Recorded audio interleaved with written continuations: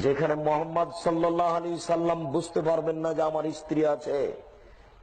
এক ইনদাল মিজান, যখন মানুষের পাপ এবং নেকি ওজন হবে, ওই সময়তে আমিও ফেলফেল করে চেয়ে থাকবো আমার পাপের পাল্লা ভারী হয় না নেকির পাল্লা ভারী হয়। আমার পাপ, আমরা আল্লাহর দরবারে পাওয়া চাই এমন তাফসীর এবং এমন মুফাসসির থেকে আমার নবীকে ডিসরিগার্ড করতে চান, আমার নবীকে ডিভ্যালিউ করতে চান, আমার নবীর প্রতি ডিসরেসপেক্ট দেখান। আপনি যখন খোলা মজলিসের মধ্যে, আন্তর্জাতিক তাফসীরুল কোরআন মাহফিলের মধ্যে আপনি যখন লাখো জনতার সামনে বলবেন কিয়ামতের ময়দানে আমার নবীও জানেন না নবীর কি হবে, আমি আপনার কাছে জানতে চাই কোরআনের কোন আয়াতের মধ্যে আমার আল্লাহ কথা বলেছেন, কোন মুফাসসির। আমরা জানতে চাই তাবারি থেকে ইবনে কাসির, আমরা জানতে চাই আব্দুল হক থেকে, মাজহারি, রাজি থেকে শুরু করে আজকের জমানা পর্যন্ত কোন মুফাসসির বলেছে নবী ভেল ভেল করে তাকিয়ে থাকবে, নবীও জানেন না। তো নবী কি আয়াত ভুলে গেছেন? আপনি ভুলে গেছেন। আসা আপনি নবীর কথা বলছেন, নবী যোদ্ধার কি নয়, নবীর গোলামদের ব্যাপারে আল্লাহ বলছেন ইন্নাল্লাযীনা সাবাকাত লাহুম মিনাল হুসনা উলাইকা আনহা মুবাদুন। নবী ছেড়ে দেন, নবীর আদনা গোলাম আমার আল্লাহ বলছেন সেই দিন তারা কিয়ামতের ভয়াবহতা থেকে এত দূরে থাকবে, লা ইয়াসমাউনা হাসিসাহা, তারা কোনো আওয়াজও শুনবে না এখানে কি ঘটনা ঘটতেছে।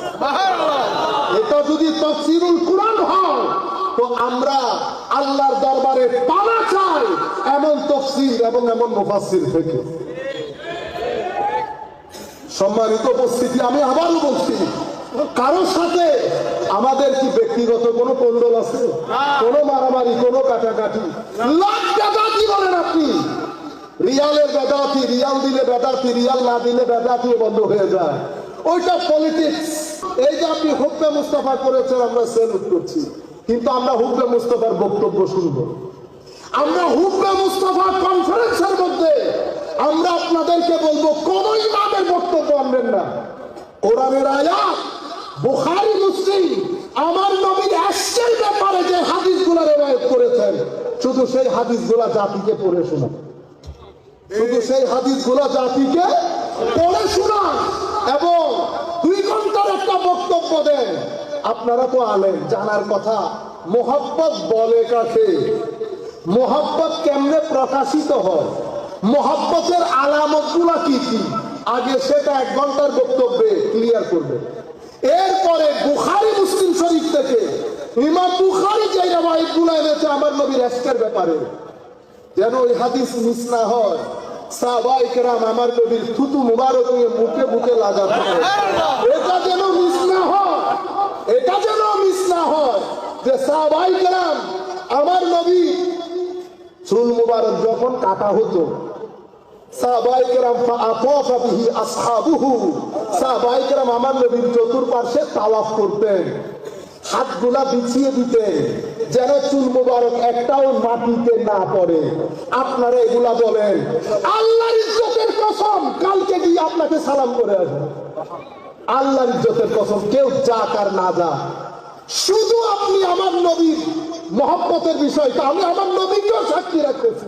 ইয়া রাসূলুল্লাহ, আমাদের সাথে শুধু আপনার কারণে এরা আপনার বিরুদ্ধে যা মন চাই বলে, আপনাকে নামাতে নামাতে আপনার মা বাবা পর্যন্ত গেছে, আপনার রোজায় পাককে রোজা বলা যাবে না, এটা আমরা বলি না। আপনারা বুঝতে পেরেছেন? আপনারা আরো কলেজ বিশ্ববিদ্যালয়ের ছাত্র, আপনারা বলেন সুন্নিরা বেশি করে, কাশ যদি বুঝতে পারতেন কে বেশি করে।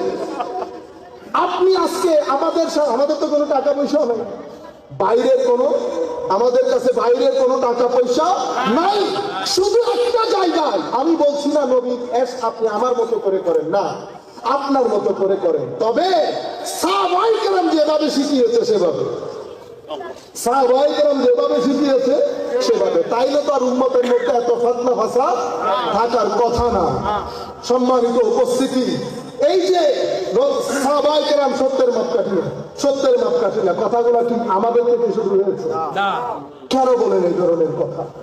আপনি সাধারণ ছেলেদেরকে যখন এইভাবে বুঝাবেন, এই আন্দাজে আকল দিয়ে যখন বুঝাবেন, আমি কিন্তু আকল দিয়ে যখন প্রশ্ন একটার পর একটা শুরু করবো, হুট বাকি থাকবে না, তখন আপনি দুঃখে পড়ে যাবেন। একটা করি আপনাকে, আমি জানি আপনারা শুনবেন। আকল দিয়ে যখন বেশি প্রশ্ন করতেছেন, ইহদিনাস সিরাতাল মুস্তাকিম আমরা বলি না? তো ইহদিনাস সিরাতাল মুস্তাকিম কখন বলি? নামাজের বাইরে, নামাজে। তো যেই ব্যক্তির সিরাতুল মুস্তাকিম নসিব হয় নাই, সে নামাজে আসলো কেমনে?